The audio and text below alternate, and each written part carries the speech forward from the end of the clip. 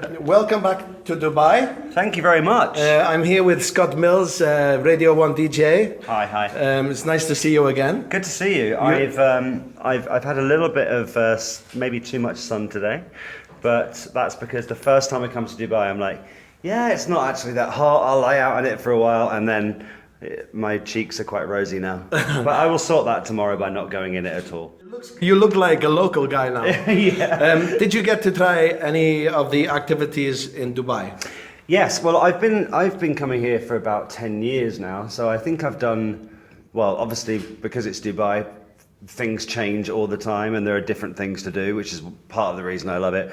But I've been to, I've done all the water parks, I've done a lot of the restaurants, but then before I come to Dubai, I find myself like looking on Time Out or whatever and seeing if there's any new places to go, because there always is. Yes. Like every week something new happens and somewhere new opens. And that's kind of what I like about it. Did you try any of the Middle East customs, like camel riding? Or I have done that. I've spent a night in the desert before. I went to Bab al-Shams one time, and I have also...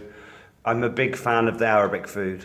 So like if you just put me in a room full of falafel, hummus, salad and meat, I can do that. Okay. It's very agreeable to me. The food is good. I brought you a gift. A gift? This is Middle Eastern Arabic sand from Dubai. It's sand? Yes. Well, this is incredible. This is from the desert. Did you just collect this yourself? This is healing properties. Okay, there's some stones in it as well. Yes, I think you know. I'm from Liverpool. I'm Yeah, only joking. yeah. I was winding you up the whole time. I'm sorry. Right, I thought you were, because I remember, I was like, hang on a second, I know Rossi and I've heard of him, but he's doing this really weird kind of Eastern European accent. Now, either he's been hanging out with a lot of, I don't know, Russians, or whatever while he's been here, but I was genuinely confused as we were walking up the stairs. Well, I just got this from the side Where of the is this road. from? It's just, I don't know. You can't keep that. No, But it's, don't keep it. No. It's not. It hasn't got healing But properties. it's a lovely box. Well, I've got to take that back. I'm sorry to say that. But Is that from Karama? it is, yeah. Well, so it is Karama, you know. Well, it's good to have you here. Are you enjoying Dubai so far? I love it. You love it. I love it. Yeah, it's one of my favourite places because I can bring my family here, I can bring my friends here. I know it quite well. I know how to get around, and it's not that far away. Yeah. And as you know by now, Britain is, well, it's getting pretty cold. It is. So for a week, I actually don't think there's anywhere better to go. Really. Yeah, and you're staying in a fantastic resort, JA Ocean View. Or you're here today in the JA Jebel Ali Resort as well. You're going to be visiting there next week. So, and the accommodation is great. And yeah, I mean, the thing is about Dubai, and especially with these hotels, it's just a nice bit of luxury. It's what I've had a mental summer. I've had like all these freshers gigs going on for the students. And then I did a student tour on my show the week before last, where we went to like Scotland, Wales, Liverpool. Yes, we went to Lipa, and then we did the show from the Uni of Liverpool, Southampton. So I've been going all around. So it's just nice to kind of put the brakes on and relax a little bit. so you're one of the biggest DJs in the UK at the moment. Listening to your show all the time, love it. And Thank you. Hello to Chris as well. Yes. Celebrities, you've met so many. I mean, we've met Ed Sheeran, that type of people. He was one of my favourites. I know you met him last week. He's But great, yeah. who would you say is your all-time favourite? I think it kind of depends what you mean and what you're looking for. I mean, the great thing about someone like Ed Sheeran is that he's kind of come up through the ranks of Radio 1, really. Like, he's got a lot, and it is very thankful to Radio 1 for playing him kind of first in the world. But the thing is, when someone like that is now on this kind of ridiculous platform where he pretty much, well, he's the world's biggest selling artist right now.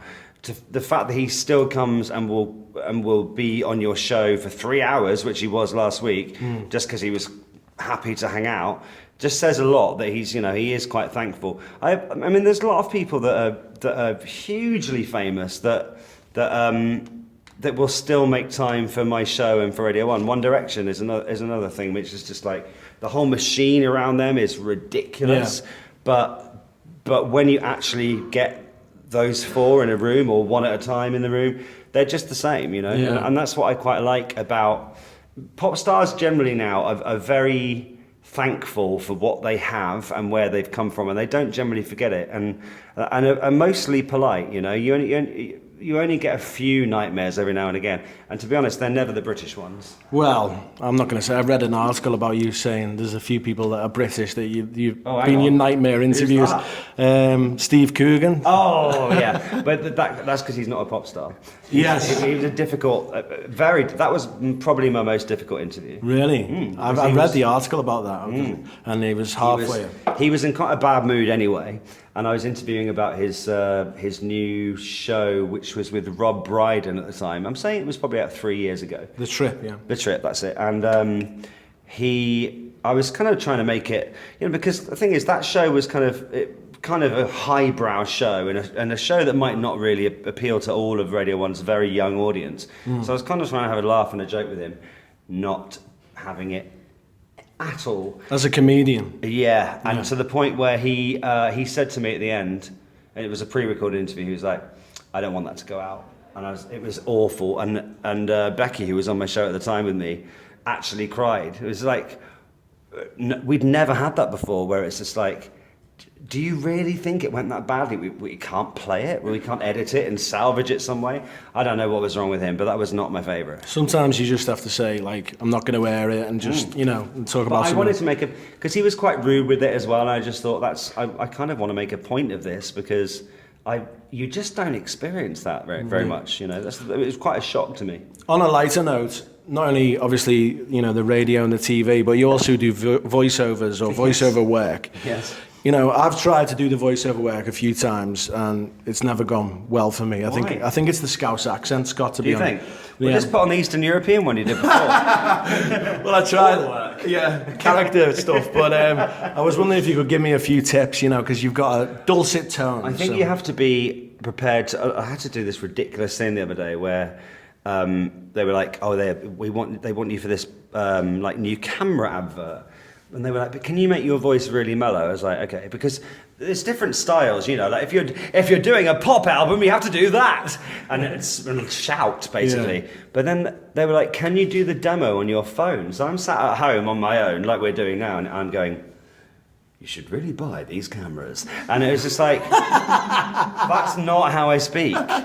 But if I'm going to get a job out of it, then fine. So I didn't get it. But you're at that level now where you don't even have to go to the studio. You can just do it on your phone. Like, it was only a demo, to be honest. Yeah. But apparently now what they do a lot, especially in the UK, is like, well, okay, the client wants to hear how that sounds. So then you find yourself going, "Come to the Jebel Ali Resort," and like into your phone just to try and get the job. You know? It's kind of weird. What's this I read about you being a doctorate at Southampton University? How'd you get that? I have no idea. Come on. Basically, about 4 years ago, they came to me and they were like, "Oh, hi, you're from Southampton." I was like, "Yeah," and they're like, "Would you like to be an honorary doctor?" And I was like, yes, I would. But then since then, all my friends that have like been to university and actually worked hard and are now in debt because they went to uni in the UK are like, "How did you get that?" I'm like, "I don't know." But it's happened to quite a lot of people that I know in the UK, you know, who are from a certain area. Ed Sheeran's just done it actually, where he is from. And but it's the same as getting an actual degree. So you turn up, you put the hat on, you do all the thing with the waving and you get the scroll, and you have to do a speech about your life. But you just think, well, I'll just play some songs on the radio, but thanks. I want to do it for Liverpool. Get me in there. Yeah. Get me in there. Put it out there now. I know. All right, final question, just about Strictly Come Dancing. I know that you said it was the most embarrassing thing you've ever done, as in only the crab dance. Embarrassing.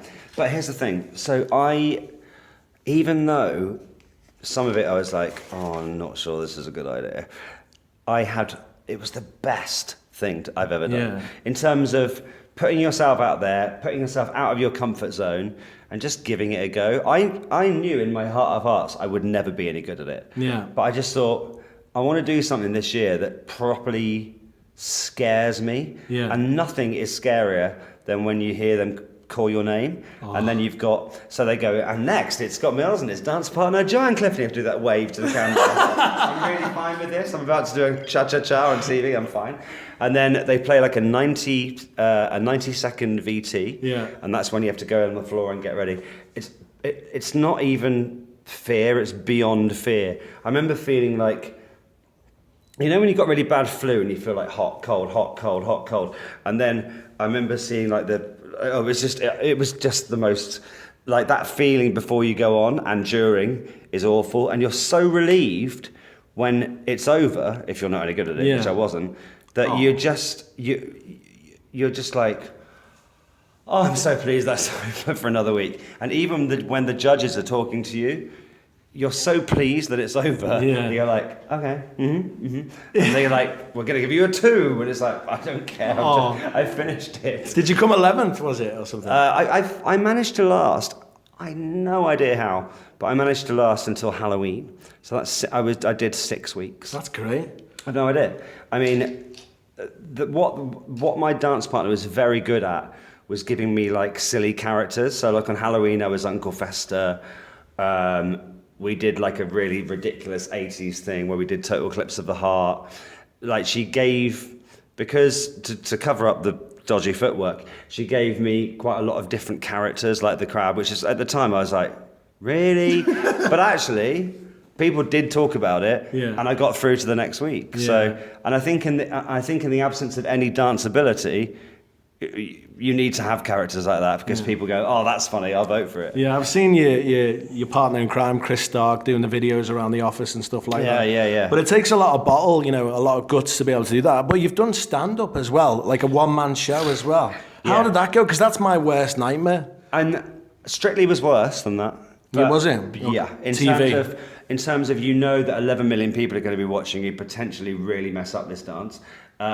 So that's scary. But you're right, stand-up is a thankless task. Why would you do that? Yeah. I mean, because generally, I think you have to be a kind of certain type of person to be able to do stand-up. Yeah. You have to be pretty crazy, supremely confident, and be able to take people shouting at you abuse. Heckles. Why is that a fun job to do? I know. I mean, we can sit on the radio and think we're funny, but actually we're just in a box talking. No one's gonna instantly reply to you and go, "You're rubbish." So it's a hard thing to do. I just got married, and my groom's speech was the nightmare of my life. It's just like, because you sit in the room on your own. Yeah. And here's the thing: people go, "Well, you're on the radio, so you must be good at public speaking." Completely different. Like I had to be best man for my best mate a couple of years ago, and everyone's like, oh, and then the pressure's on you. It's like, oh, this is going to be good. And Scott Mills is doing it. It's like, no. This is a different thing entirely. Just because I'm all right on the radio doesn't mean that I'm not going to be trembling when I'm doing my speech. It's a completely different skill. But like all the guests at the wedding were like, "Oh, you be fine. You talk for a living." But you're sitting in a room on your own, and it's difficult. And I think that some of the best radio presenters are actually very shy people. Yeah. I don't think that. I think TV is different, but if you're on the radio, it doesn't necessarily mean you're full of confidence. Yeah. One more question before we go, because Hayley, who's downstairs, Chris's girlfriend over there, she wants to ask about the Hoff, because you're great friends with the Hoff, and you've been to his house. I have. Has he got a light switch that is like on Hoff, or is that a load of rubbish? I didn't see that, but I have. I didn't see that. But I have seen he has got an office which he calls the Office. Yeah, the Office. Yeah. And there are kind of life-size cardboard cutouts of him in Baywatch and that. Oh my God. So that's real. And then he also has in there's like his main bedroom, but then there's another like spare bedroom, and it's all the outfits from like Knight Rider, Baywatch. He's got them all still. Wow. From the Berlin Wall, still has the jacket the like light up jacket that he wore on the night. So I got to wear that. And that is amazing. And then what else can I tell you? I mean, he also wears jeans which say back Hoff on them. Oh my word. I mean, he's got the full range, you know. Okay, well, we're not going to hassle the Hoff anymore. Did you see that? That was from my joke book. Anyway, that's it. JA Ocean View. We're here down here with Scott Mills. I want to say a big thank you, mate. Thank Fantastic. you. So nice to meet Thank you. you. And thank you for genuinely confusing me at the beginning of the interview. No problem. Fine. Thank you.